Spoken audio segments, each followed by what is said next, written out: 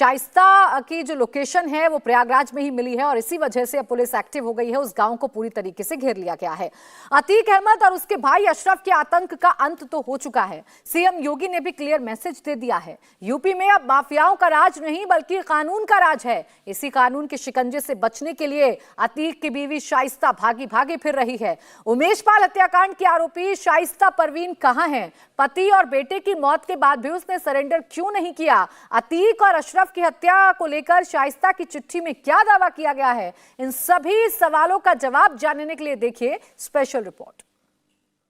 जनाजे में आप लोग नहीं गए थे, क्या कहना? आप कुछ कहना? आईडी वो हम दे देंगे तुमको। नहीं गए तो नहीं गए। मेन बात ये है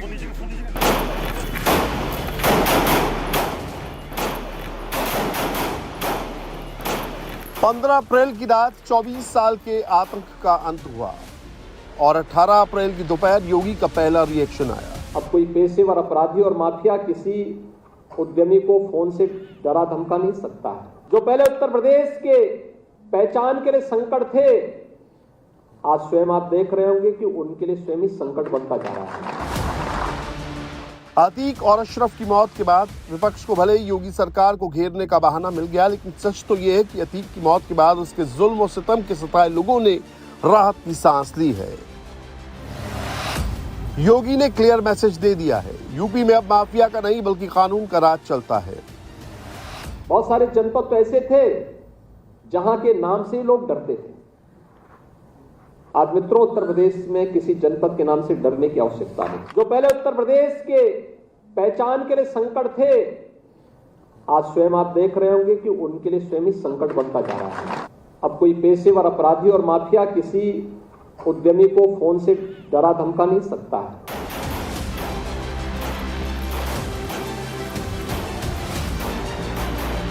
योगी ने जो कहा वो ग्राउंड पर नजर आ रहा है। उमेश पाल के हत्यारों का एक एक करके काम तमाम होता जा रहा है। जो बचे हैं वो एनकाउंटर के डर से फरार है। गुड्डू मुस्लिम, साबिर और अरमान के साथ साथ शाइस्ता परवीन भी अब तक अंडरग्राउंड है।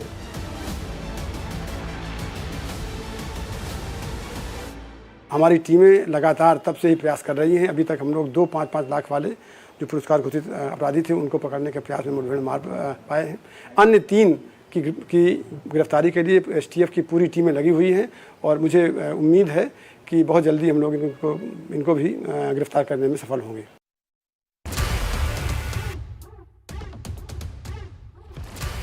अतीक और अशरफ की मौत के साथ ही शाइस्ता का पूरा नेटवर्क ध्वस्त हो गया। बेटा असद पहले ही एनकाउंटर में ढेर हो चुका है। 2 बेटे अली और उमर जेल में बंद हैं। बाकी 2 नाबालिग बेटे बाल सुधार गृह में हैं।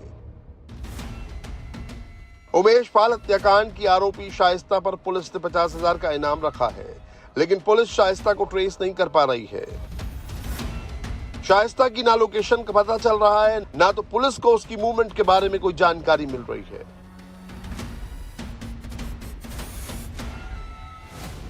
शाइस्ता को पकड़ने के लिए यूपी पुलिस की ताबड़तोड़ रेड चल रही है।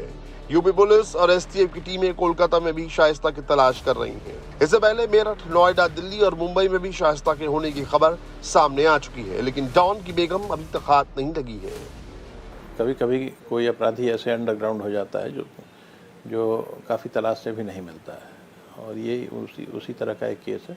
लेकिन मुझे पूरी उम्मीद है कि अगले कुछ दिनों में प्रयागराज पुलिस या एसटीएफ में से कोई न कोई इन्हें अप्रहेंड करने में सफल हो जाए। जिसका भी नाम अपराध में है वो अपराधी है, और शाइस्ता परवीन पर 50,000 रुपये का इनाम भी है। तो प्रयागराज पुलिस भी बहुत तन्मयता से तलाश रही है, हम भी तलाश रहे हैं।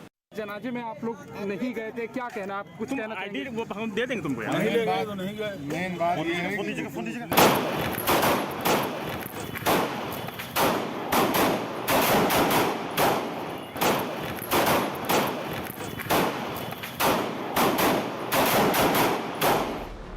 कयास लगाए जा रहे थे कि अतीक और अशरफ के मर्डर के बाद शाइस्ता सामने जरूर आएगी, लेकिन शौहर का जनाजा उठा, शाइस्ता नहीं आई। देवर का जनाजा उठा, शाइस्ता नहीं आई। पुलिस इंतजार करती रही। शाइस्ता बेटे असद के जनाजे में भी नहीं आई। शाइस्ता अब तक पकड़ में नहीं आई है, लेकिन अतीक और अशरफ की हत्या के 2 दिन बाद सीएम योगी को लिखी चिट्ठी जरूर सामने आई है। चिट्ठी में शाइस्ता ने देवर और शौहर के मर्डर का किस पर इल्जाम लगाया, चिट्ठी में शाइस्ता ने किस नेता और अफसर को मर्डर का जिम्मेदार ठहराया। शाइस्ता की चिट्ठी की एक एक डिटेल हम आपको दिखाएंगे, लेकिन उससे पहले देखिए डॉन की बेगम के मायके का हाल। इंडिया टीवी की टीम जब शाइस्ता का सुराग ढूंढते ढूंढते प्रयागराज के चकिया में उसके मायके पहुंची तो वहां का नजारा चौंकाने वाला था। हम इस वक्त प्रयागराज के कसारी मसारी में मौजूद है और लगातार पुलिस भी ये कोशिश कर रही है कि शाइस्ता को ढूंढा जाए। जिस घर में हम मौजूद हैं ये शाइस्ता का मायका है। देखिए इन पर ऊपर नाम भी लिखा हुआ है मोहम्मद हारून। लेकिन हम यहाँ जब आए तो हमें जो घर है वो खाली बिल्कुल पड़ा हुआ है। यहाँ जो सामान है वो बिखरा हुआ है और घर में इस वक्त कोई भी नज़र नहीं आ रहा है। तो क्या जो शाइस्ता के परिवार वाले हैं वो भी घर को छोड़कर चले गए, और अगर इस स्थिति में वो यहाँ से गए हैं तो ताला तक भी नहीं लगाया गया। जो चीज़ें हैं देखिए किस तरह से जो सामान है वो पूरा बहुत ज़्यादा बिखरा हुआ नज़र आता है। और चूंकि देखिए शाइस्ता बीएसपी जॉइन और उसके टिकट से चुनाव लड़ने वाली थी, तो बीएसपी के जो पट्टे हैं वो यहाँ पर नज़र आ रहे हैं। इसके अलावा देखिए नीचे भी जो पट्टा है वो यहाँ पर गिरा हुआ है और कुर्सियाँ किताबें यहाँ पर बहुत बड़ी जो तादाद है वो नज़र आ रही है, लेकिन घर में कोई नहीं है। देखिए अगर अंदर भी आया जाए तो अंदर भी आपको इसी तरह की जो चीज़ें वो नज़र आएगी। सामान बिखरा हुआ है, जो बच्चों की साइकिल है, जो दूसरी तमाम चीज़ें हैं वो यहाँ पर आपको दिखाई देगी। ऊपर के हिस्से में भी देखिए अंदर वहाँ कपड़े तक भी यहाँ पर है, प्याज है, और जो किचन का इलाका जो किचन का एरिया है यहाँ भी अलमारी तक यहाँ पर खुली हुई है। तो क्या देखिए किस तरह से जो अलमारी है कपड़े हैं। ये मायका है क्योंकि यहाँ से कुछ ही दूरी पर अतीक का वो घर था जो जिसको गिरा दिया गया। और अंदर भी अगर हम कमरे में की तरफ जाए मशीन है, वॉशिंग मशीन है, और ये देखिए किस तरह से संदूक की जहाँ तक बात है। और ये घर देखिए किस तरह से पूरा जो घर है वो बिखरा हुआ है। अंदर वहाँ अलमारी, एक अंदर और स्टोर रूम है, जो मच्छरदानी है वो लगी हुई, कपड़े, तमाम चीज़ें जो सामान है वो इसी तरह से बिखरा हुआ है। लेकिन यहाँ पर कोई भी अभी रह नहीं रहा है। शाइस्ता के मायके का हाल देखकर ऐसा लग रहा था कि यहाँ रुकने वाले लोग आनन फानन में फरार हुए हैं। वो इतना जल्दबाजी में थे कि उन्होंने घर में ताला भी नहीं लगाया, उसे ऐसा ही खुला छोड़कर चले गए। पूरा जो घर है वो इसी तरह से बिखरा हुआ यहाँ पर नजर आ रहा है, लेकिन कोई भी इस घर में इस वक्त नहीं है।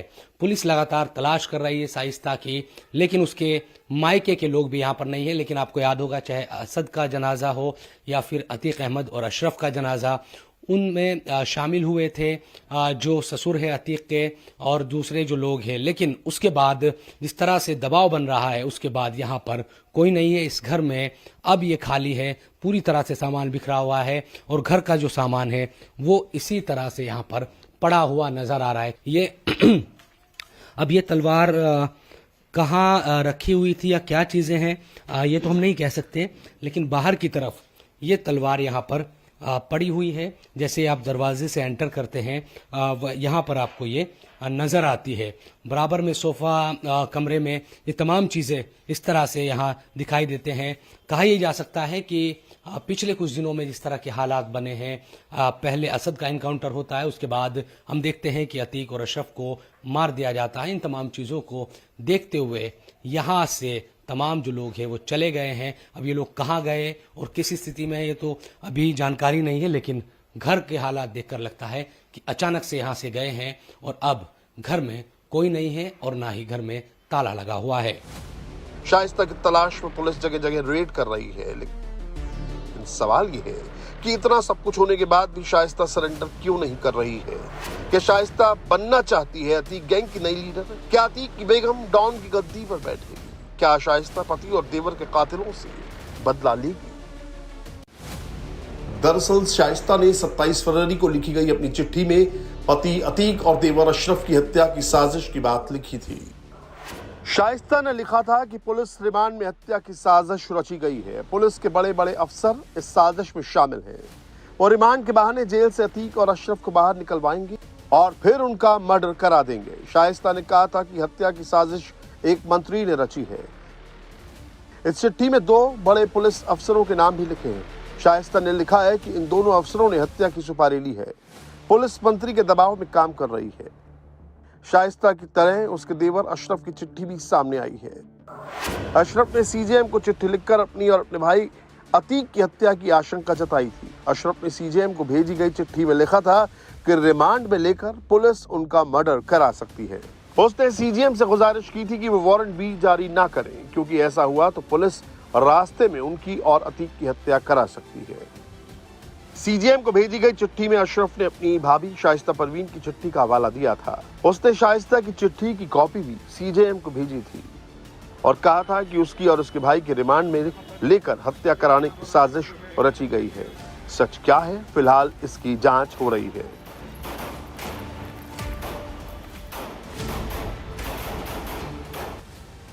लेकिन सबसे बड़ा सवाल यह है कि आखिर साजिश की बात कहने वाली शाइस्ता है कहां? क्योंकि शाइस्ता जब मिलेगी तभी अशरफ और अतीक की हत्या की गुत्थी सुलझेगी। इंडिया टीवी हर वक्त हर जगह डाउनलोड करने के लिए सर्च करें India TV news Google play store या ऐप स्टोर पर।